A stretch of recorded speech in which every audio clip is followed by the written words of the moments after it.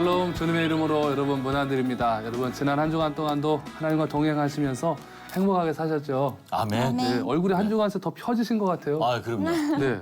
뭐 하다 오셨어요? 지난번에 우리 70 장로와 네 네. 분이 그 하나님의 발밑에 엎드려 있듯이 저도 그 하늘 아래 이렇게 엎드려 있어 봤더니 네, 네. 예, 괜찮더라고요. 잠이 좀 오면서 꿈속에서라도 하나님을 좀 뵙지 않을까. 아하. 예, 근데 그러면서도 얼굴 보면 안 된다. 얼굴. 자, 여러분 오늘 우리 하나님 우리에게 귀한 은혜들을 주시는데 우리가 인생을 살아가다 보면 내가 있는 장소에 따라서 내가 해야 될 위치들이 다 달라지잖아요. 저 같은 경우는 강단에 서면 또 목회자로서의 제 위치와 또 사명이 있고 또 제가 집에 가면 또 남편으로서 아빠로서의 또 자리가 있고 한 것처럼 우리 모두가 내가 지금 어디에 있느냐에 따라서 위치라든지 역할이 달라지는데 오늘 특별히 하나님께서 오늘 우리들에게 장소를 정하셔서 이 장소에서 좀 만나자라고 말씀을 하세요. 그 장소에서 만났을 때 우리는 하나님과 언약을 체결한 백성이기 때문에 우리는 그분의 자녀가 되는 삶을 살아가는데 하나님이 우리들에게 특별히 오늘 장소를 하나 만들자라고 말씀을 하세요. 그래서 성막을 만들자. 그리고 그곳에서 너와 내가 만나자라고 말씀을 하시는데요. 사실 하나님은 무소부재하시죠. 어느 곳에나 다 계시잖아요. 그런 하나님이 그분의 임재를 상징하는 처소를 만들 것을 오늘 이스라엘 백성들에게 명령하고 계십니다.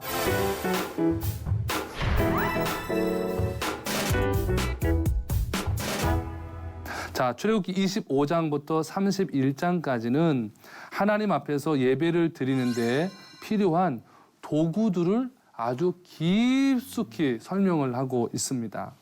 자, 이 도구들을 통해서 하나님이 이제 성막을 만들 것을 말씀을 하시고 제안하세요. 그리고 그 성막 안에 들어갈 도구들도 하나님이 일일이 다 말씀하시고 그 방법까지 말씀을 하시는데 오늘 우리가 그 말씀을 좀 보겠습니다. 오늘 1절부터 9절까지는 성막 건축의 목적과 자재들에 대해서 하나님이 말씀을 하시는 거예요. 집 인테리어 하면서 자재까지 다 정해주시는 하나님의 세밀함을 보게 되는데 왜 그러냐면 8절에 보면 내가 그들 중에 거할 성소를 그들이 나를 위하여 지어야 한다 말씀하면서 여러분 그렇잖아요. 우리 인테리어도 살 사람이 그 정하는 게 제일 좋잖아요. 하나님이 거하실 곳이니까 하나님이 친환경 재료로 명령하시고 하나님께서 이제 성막을 이야기하시는데요. 또 성막을 건축하기 위해서 자재를 가져올 때도 그냥 가져오면 안 된다 설명하시면서 억지로 의무를 가져오는 자재는 내가 안 받겠다. 자원하는 마음으로 가져오는 자재만 가지고 성막을 지어라 그렇게 말씀을 하세요. 그리고 그 안에 세부적으로 들어가는 작은 재료들 있잖아요. 그런 재료들도 가장 훌륭하고 가장 좋은 것을 사용하라고 말씀을 하고 계십니다. 또 성막은 하나님이 직접 설계하셨고 고르셨다라는 것도 말씀하고 계시고요. 특별히 오늘 본문 안에서 또 10절에서 22절까지는 성막 안에 있는 기구들 중에서 제일 중요한 기구가 언약궤라고 하는 것인데 그 언약궤에 대해서 하나님이 제일 먼저 말씀을 하고 계시는 장면을 볼 수가 있습니다. 자, 우리 본문 1절과 2절을 두 분이 같이 한번 읽어주세요. 여호와께서 모세에게 말씀하여 이르시되 이스라엘 자손에게 명령하여 내게 예물을 가져오라 하고 기쁜 마음으로 내는 자가 내게 바치는 모든 것을 너희는 받을지니라. 아멘. 자, 2절에 보니까 여호와께서는 모세에게 성막 건축에 필요한 자재들을 구하는데 백성들로 하여금 가져오라고 그러는 거예요. 가져오라고 말씀을 합니다. 그런데 이런 자재들은 두 가지 요건을 충족시켜야 된다고 말씀하세요. 하나는 뭐냐면 예배의 행위로 드려야 된다. 그러니까 어찌 보면 헌물하는 거잖아요. 헌물하는 것도 예배 드리는 사람의 마음으로 드려야 하나님이 받으신다. 여기서 예물이라는 표현을 쓸 때 예물을 테루마라고 하는 히브리어를 쓰는데요. 이 테루마는 제사 때 쓰는 짐승을 제외한 곡식이나 기름 등의 제물을 뜻하는 단어입니다. 그러니까 성막을 짓기 위해 가져오는 물건들도 하나님께 제사 드리기 위해 가져오는 것 같이 거룩한 제물이 되어진다는 거예요. 그러니까 우리가 성전에 가지고 올 때 좋은 거. 여러분 혹시 그 교회 가져가시면서 중고 물품 막 갖다가 교회에다가 갖다 놓으신 적 있으세요? 아니요.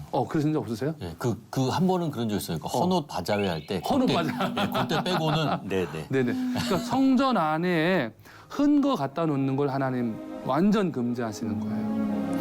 그리고 성전 안에 가져오는 것도 하나님 앞에 제사 때 드리는 것 같은 자세로 가지고 오는 것만 하나님이 받으신다는 거예요. 내가 예배 드리는 자의 마음으로 그거 외에는 하나님 안 받으신다. 참 그 하나님이 왜냐하면 하나님 성전에 있는 것들은 거룩한 것이고 하나님께 드리는 거기 때문에 하나님께 예배 드리는 마음으로 가장 귀한 것을 가지고 와라. 그리고 또 하나는 자발적인 마음으로 기쁘게 드려야 한다라고 말씀을 하는데요. 기쁜 마음으로 내라고 하잖아요, 지금. 여기에서 이 기쁜 마음으로 내는 자라는 표현이요.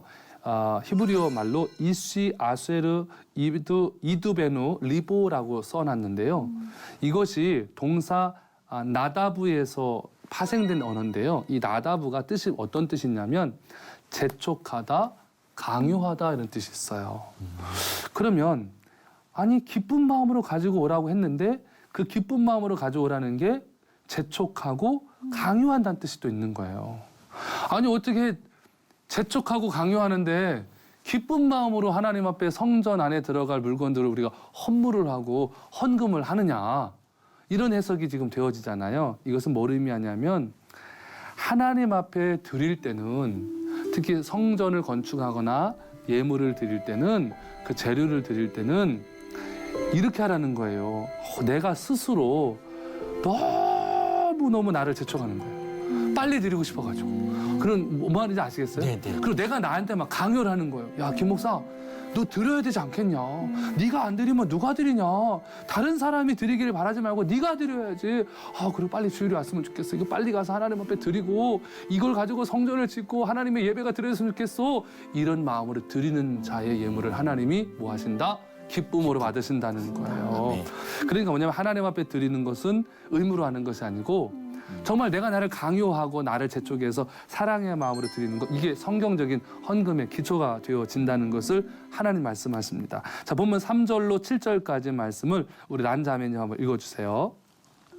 너희가 그들에게서 받은 예물은 이러하니 금과 은과 녹과 청색, 자색, 홍색 실과 가는 배실과 염소털과 붉은 물 들인 순양의 가죽과 해달의 가죽과 조각목과 등료와 관료에 드는 향료와 분향할 향을 만들 향품과 호마노며 애복과 흉패에 물릴 보석이니라. 아멘. 자, 지금 이스라엘 백성들이 성막을 건축하기 위해서 여호와께 가져와야 될 자재들을 열거하는 거예요. 하나님이 자재들까지 다 열거하는데 가장 훌륭한 금속들을 말씀하시면서 금, 은, 놋을 말씀하시고요.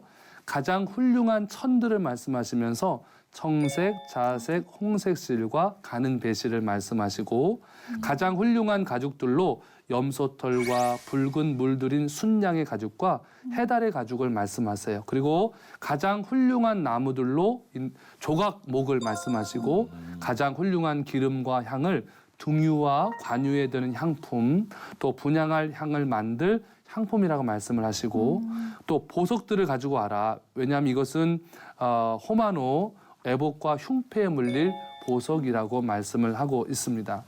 그런데 여기 특별히 보면은 4절에 청색을 이야기하잖아요. 그렇죠. 청색. 이 청색은 테켈레트라는 단어를 쓰는데요. 엄밀히 말하면 보라색에 가깝습니다. 청색으로 번역을 했습니다마는. 그런데 이것은 뿔 고동에서 얻은 염료로 염색한 거예요. 이 테켈레트가. 근데 이 염료는 1.4g을 얻는데 뿔고동이 몇 마리가 들어가는 줄 아세요? 1.4g.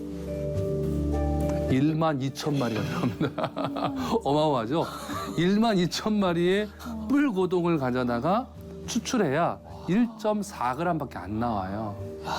그러니까 이게 굉장히 비싼 거예요. 그래서 이 본문에 나열된 이 색실들의 순서는 가장 비싼 것부터 이렇게 나열을 해놓는 거예요.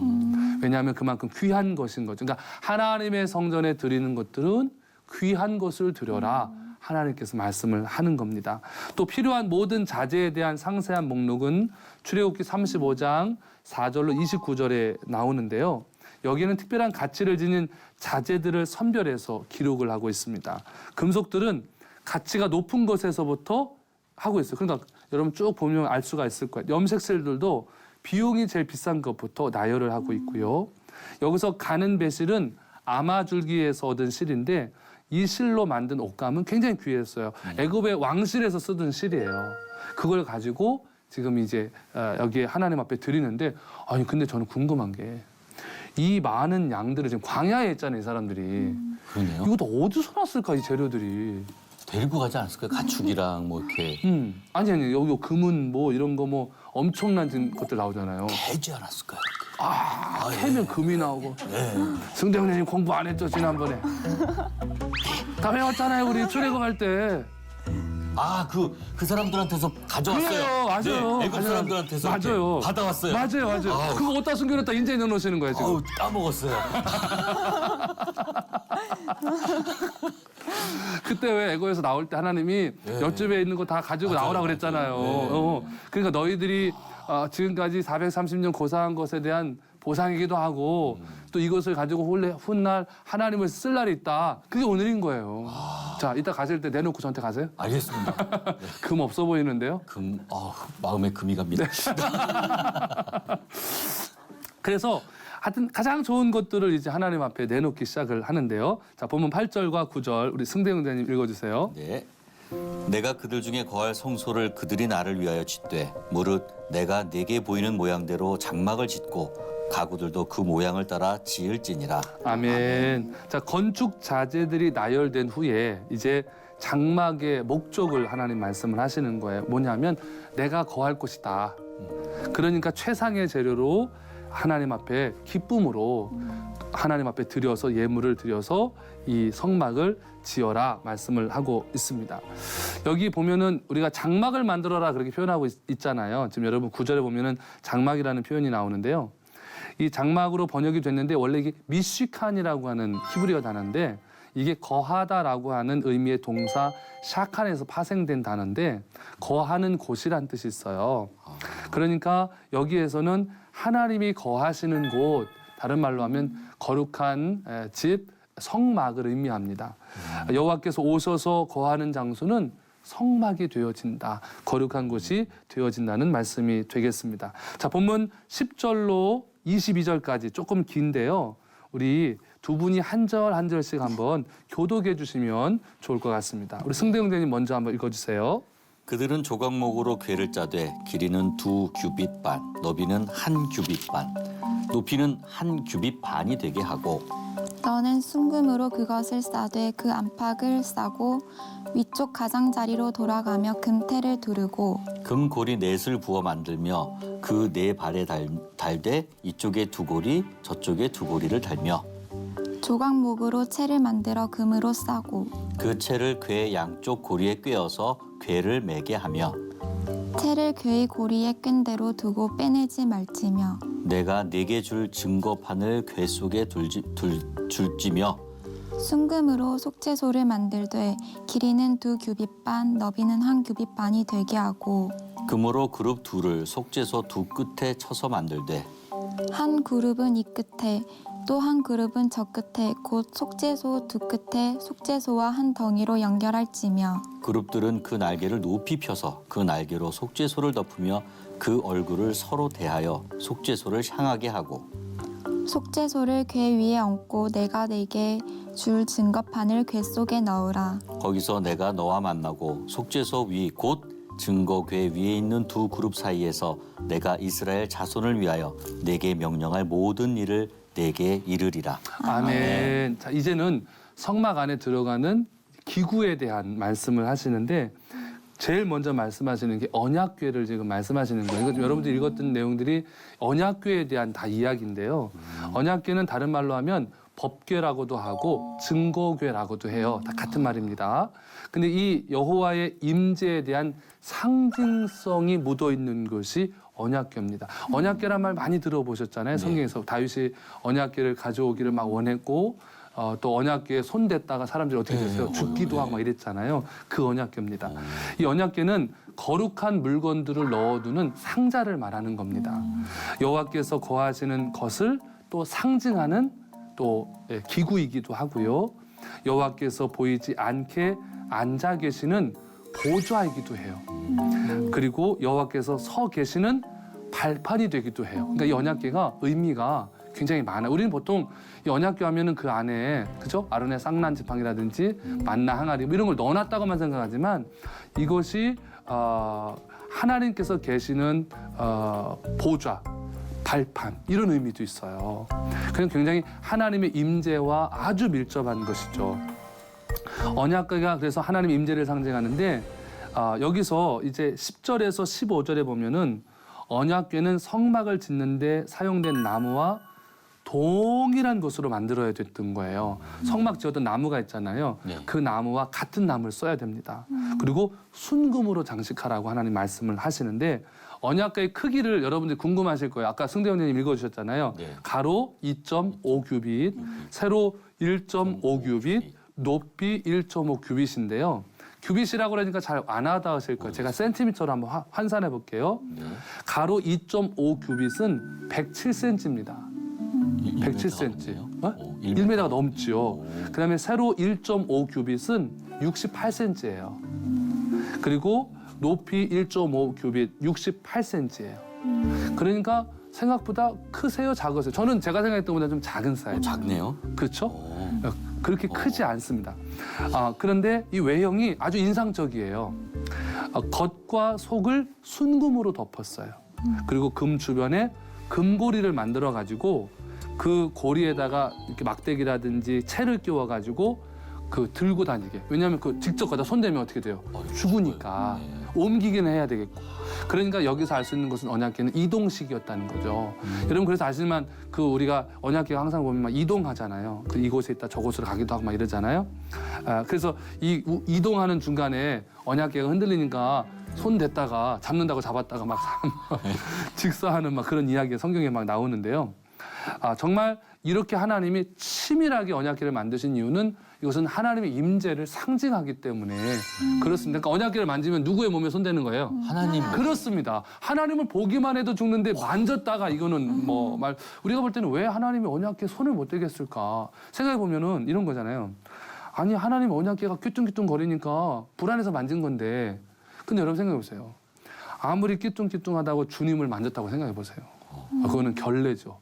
예를 들면 그 우리 백성들이 엎드려 있다가 왕이 행차를 하는데 왕이 끼뚱끼뚱 저라고 잡아가지고 흔들리시면 아니 되오십니다. 이러는 거 그것도 평민이 그죠? 똑같은 거예요. 그런 의미가 있습니다. 자, 우리 본문 16절 우리 보면은 증거판이 법궤 내에 들어가요. 이제 법궤 안으로 이제 가는 건데 증거판은 십계명을 의미합니다. 십계명 그 돌판을 언약궤 안에다가 이제 넣는 것을 말씀을 하는 거죠. 그리고 17절에 보면은 속죄의 소는 언약궤의 뚜껑을 의미합니다. 언약궤 뚜껑 이름이 속죄소예요. 거기는 순금으로 만들어졌는데 대제사장이 이스라엘 백성의 죄를 속하기 위해서 1년에 한 번씩 들어가잖아요. 그 언약궤 앞에 지성소 앞에 가잖아요. 거기 가서 그 양의 피를 갖다 뿌리거든요. 그걸 바로 속죄소에다 뿌리는 거예요. 언약궤 뚜껑에다 이렇게 뿌리는 거예요. 우리 언약 체결실 할 때 지난주에 배우셨잖아요. 그죠? 네. 피를 하나님께 뿌리고 백성에게 뿌리잖아요. 그거를 언약궤에 들어가서 성막 안에서 대제사장이 뿌리는 거예요. 그렇게 되면 이 속죄 제물의 피로 인해서 백성은 1년 동안 지은 죄를 용서받게 되는 겁니다. 그래서 바로 이 화목 제물이 훗날 신약에 가면 누가 되시는 거예요?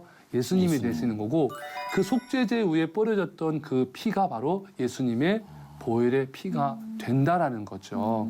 자, 18절에 보면은 그룹이 나와요. 이 그룹은 케루브인데요. 하나님의 보좌 곁에서 하나님을 섬기는 역할을 하는 존재를 나타냅니다. 또한 이 속죄소는 카포레트인데요.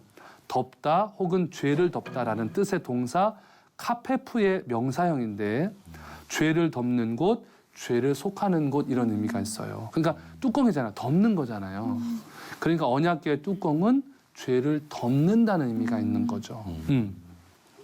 그리고 여기 보면은 하나님께서 뭐라고 말씀하시냐면은 이 죄를 덮을 때는 동물의 피를 속죄소에 뿌려라 그렇게 말씀하면서 이것은 인간의 죄를 동물의 피로 대신하는 것이다 라고 말씀하시고 여기 보면 쳐서 만들어라 이렇게 말해요. 쳐서 만들어라. 이건 뭐냐면 미크샤테 아사라는 표현인데 미크샤는 망치로 두드리는 걸 의미해요. 그러니까 이 문장은 뭐냐면 망치로 두드려서 만들어라 그런 뜻입니다. 이건 뭐냐면 속죄소를 만들 그 뚜껑을 만들 때 두 개의 그룹을 만들어서 속죄소에 붙이는 게 아니고 하나의 판을 망치로 두드려서 이 속죄소와 그룹이 떨어진 게 아니라 원래 하나였던 것으로 만들라는 거예요. 그러니까 일체형을 말하는 거죠. 의미를 아시겠죠? 그것을 지금 하나님이 말씀을 하시는 겁니다. 그리고 본문 22절에 보면 여호와께서 언약궤의 목적을 설명하시는데 22절에 다 같이 한번 읽을까요? 거기서 내가 너와 만나고 속죄소 윗 곧 증거궤 위에 있는 두 그룹 사이에서 내가 이스라엘 자손을 위하여 내게 명령할 모든 일을 내게 이르리라. 아멘. 전 여기서 너무 감사한 게 내가 너와 만나고 라는 표현이에요. 여기서 하나님이 우리를 만나주시는 거예요. 언약궤 앞에서. 오늘 우리가 이렇게 언약궤를 만나기 위하여 성전 안에 들어갈 때 이런 마음으로 들어오라는 거예요. 하나님이. 거룩하신 하나님을 만나는 그 사모함으로 성전 안으로 들어오라 하나님이 말씀하시고 있습니다. 자, 그리고 언약궤 뚜껑을 금으로 감싸라는 거예요. 금은 변함이 없는 것을 의미하죠. 하나님의 신성을 의미하는 겁니다. 그리고 신약 성경도 속죄소를 예수님으로 말씀하고 있어요. 로마서 3장 25절에 보면 이 예수를 하나님이 그의 피로써 믿음으로 말미암는 화목제물로 세우셨으니 이는 하나님께서 길이 참으시는 중에 전에 지은 죄를 간구하심으로 자기의 의로우심을 나타내려 하심이니. 아멘. 예수님이 바로 이 속죄소와 같은 역할을 하신다라는 것을 여러분이 기억하시면 좋겠습니다. 그리고 이 성막은 항상 이동하는 거예요. 움직였습니다. 왜냐하면 광야에서 이동을 했기 때문에 그래서 보관하지 않았습니다. 그리고 성막을 통해서 하나님이 우리를 만나주시고요. 오늘날 우리도 성전이 되잖아요. 우리도 늘 거룩하게 하나님을 만나는 곳이 우리의 몸이니까 그런 마음으로 우리가 삶을 살아갈 때 하나님이 우리를 축복하시게 될 것인데요. 런던에 있는 템플 교회의 교인 중에 에밀 매틀러라는 분이 있습니다. 이분이 식당을 경영하고 있는데 돈이 없는 사람들이 와서 도와달라면 밥을 공짜로 주기도 하고 또 기독교 단체나 구호단체가 와가지고 도와달라고 하면 상당한 금액을 기부하기로 유명한 분이었습니다. 어느 날 선교단체에서 와가지고 기부를 해달라고 하니까 이분이 금고에서 돈을 꺼내는데 이 직원이 딱 보니까 금고 안에요 큰 대못이 들어있는 거예요. 그래서 아니 왜 금고에다가 대못을 넣어놨습니까? 그랬더니 이분이 이렇게 말을 해요. 그 대못 사이즈가 몇 센치였냐면 25cm짜리였던 거예요. 엄청난 대못인데 이렇게 말해요. 예수 그리스도께서 손과 발에 이런 못이 박히시고 나의 죄를 위해서 생명을 바치셨다는 것을 잊지 않고 살려고 이 못을 늘 돈상자 안에 두고 지냅니다. 이 못을 보면 내가 누구를 도와야 할 때 인색한 마음이 들질 않습니다. 그래서 나는 이것을 돈상자 안에다가 넣어놓고 살아갑니다. 예수님은 나를 위해 생명도 주셨는데 내게 주신 물질을 내가 나누지 못한다면 내가 과연 하나님의 사람일까요? 이런 말씀을 하셨다고 그래요. 여러분, 이것이 바로 성막에서 언약궤 앞에서 만나는 하나님의 은혜이고 사랑이고 우리가 살아가야 될 자세입니다. 그래서 하나님이 성막을 만들어주시고 언약궤를 만들 때 다 지금 의미가 다 있잖아요. 그 의미가 여기 있어요. 여러분들이 이 의미를 기억하시고 여러분이 성전 되셨다는 거, 우리 몸도 성전이잖아요. 그런 마음을 가지시고 삶의 현장 속에서 오늘도 거룩하게 예수님의 영광 위에 삶을 살아가시는 정말 하나님의 축복의 사람이 다 되시기를 바라고요. 여러분 다음 주에 기쁜 모습으로 다시 뵙도록 하겠습니다. 감사합니다.